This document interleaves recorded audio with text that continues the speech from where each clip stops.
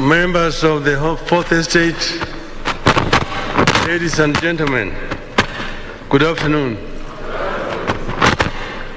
We have a statement that we want to issue today following the general elections that were held in our country.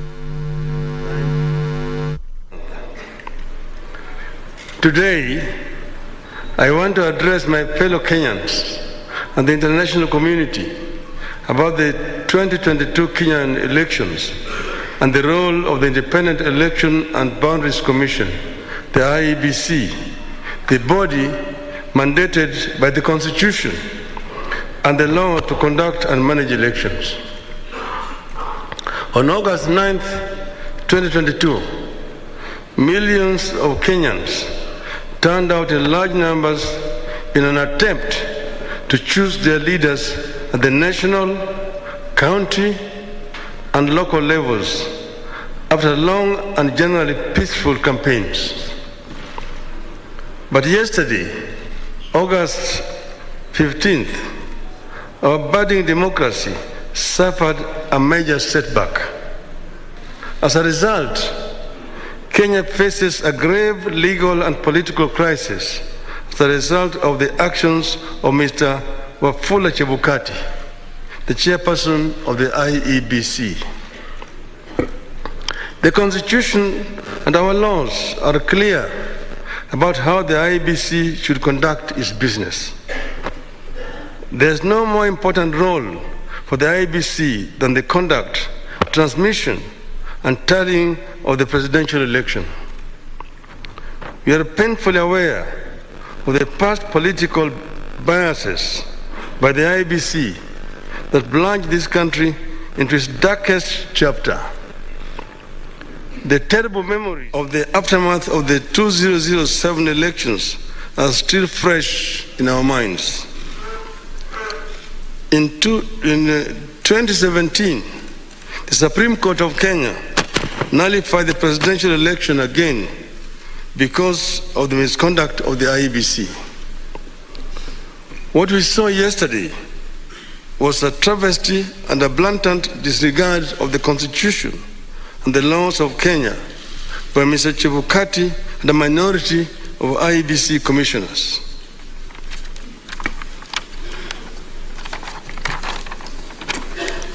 The law is clear on the role of the chairperson of the IEBC.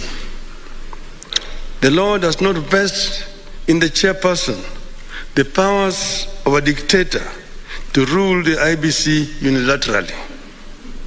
The IEBC is structured as a democratic institution in which decisions must be taken either by consensus or by a vote of the majority. The chairperson and a tiny minority of commissioners have no legal authority to take weighty decisions and proclaim them as the rulings of the IEBC.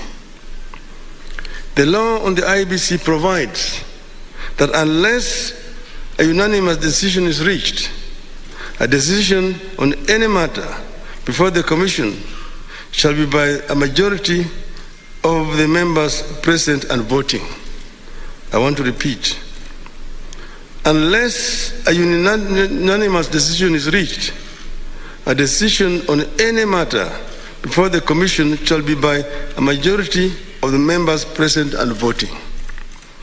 In addition, the Court of Appeal in the Maina Kiai case ruled, and I quote again, reiterate as we conclude that there is no doubt from the architecture of the laws we have considered that the people of Kenya did not intend to vest or concentrate such sweeping and boundless powers in one individual, that is the chairperson of the appellant. That is why I and Azimio la Umoja One Kenya and the nation at large was shocked yesterday to learn that Mr. Chebukati alone decided to pronounce himself on the supposed winner of the 2022 presidential elections. We understand that only Mr. Chebukati alone had access to the tally of the presidential vote.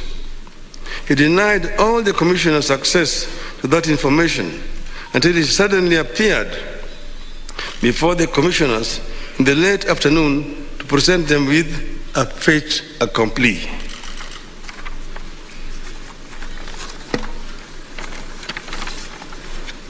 Barely 2 hours before his announcement, Mr. Chebukati called a meeting of the IEBC and revealed to them the different results he was going to announce. 4 of the 7 protested Mr. Chebukati's actions. But Mr. Chebukati, whose mind appeared made up, did not entertain any discussion of the results, precipitating a walkout by a majority of the commissioners, who promptly denounced the results at a press conference. We know what happened next. A majority of the commissioners walked out and held a press conference where they denounced the results. Our view in Azimio is clear. The figures announced by Mr. Chebukati are null and void.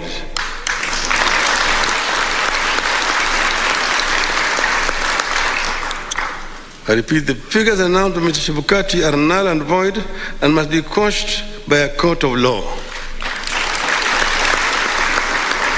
In our view, there is neither a legally and validly declared winner nor a president-elect. Mr. Chebukati's announcement purporting to announce a winner is a nullity. He acted with gross impunity and in total disregard of the Constitution and our laws. He could have plunged our country into chaos had our supporters not exercised great restraint. Such blatant acts of impunity can be a threat to the security of our country. It is not up to us to decide whether Mr. Chebukati has committed an offense. We leave that determination to the appropriate authorities.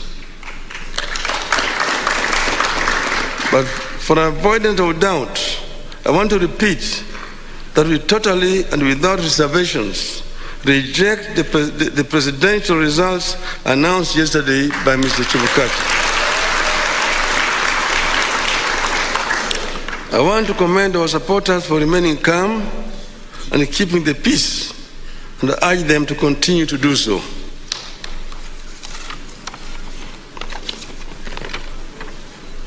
Let no one take the law into their own hands. We are pursuing constitutional and lawful channels and processes to invalidate Mr. Chebukati's illegal and unconstitutional pronouncement. We are certain that justice will prevail. I want to further commend the heroism of the 4 commissioners, the majority of the IEBC, who stood up to the bullying and the illegal conduct of Mr. Chebukati. We are proud of them and ask them not to fear anything. Kenyans are with them. Today, I do not want to fully address our strategies going forward, but suffice it to note that we will be pursuing all constitutional and legal options available to us. We will do so because we regard the many flaws in the elections and the wrongs committed by the IEBC as fatal to the process and the outcome announced by Mr. Chebukati. We urge Kenyans and the friends and partners of Kenya abroad to stand tall and be counted as we seek to advance the ideals of democracy and an open society that we have always stood for. We will pursue justice for our supporters and for all Kenyans so that their choices are respected and honored. May God bless you and may God bless Kenya.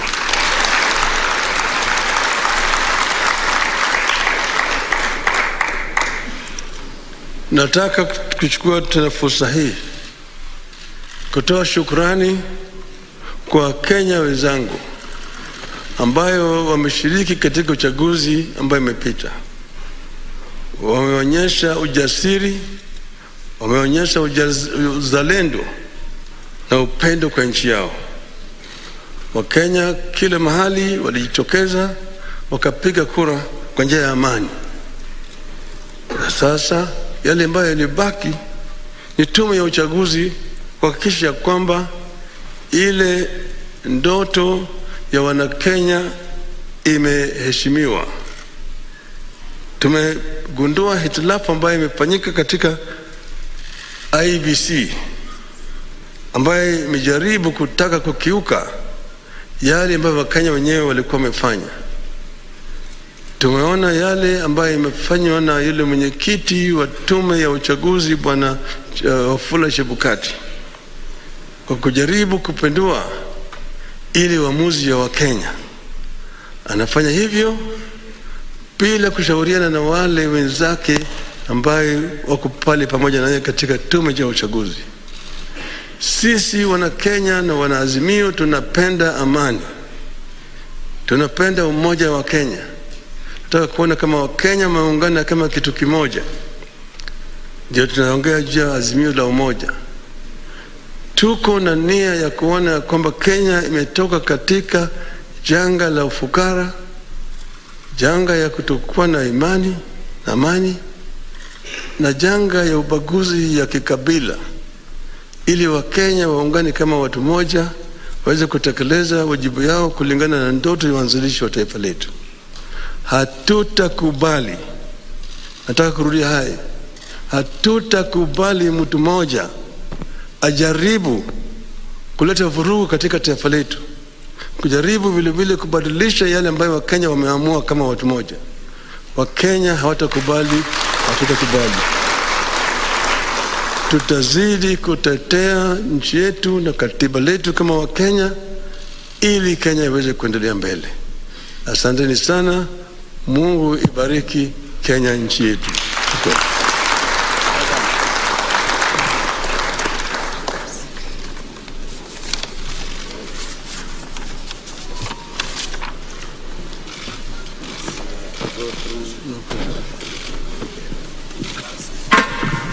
Niombe sote tusalie tumeketi tunapomruhusu Mheshimiwa Raila Amolo Odinga, mgombea mwenza, Martha Wangare Karua na wengine kuondoka.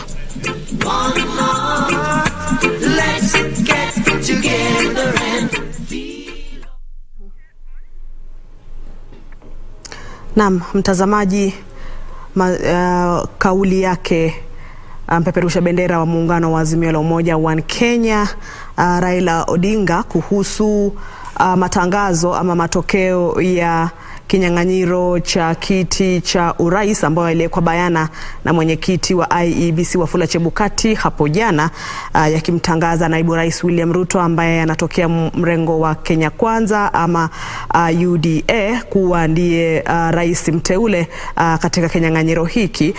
Ni kauli yake Raila Odinga hapo akipinga, akisema kwamba hawakubaliani na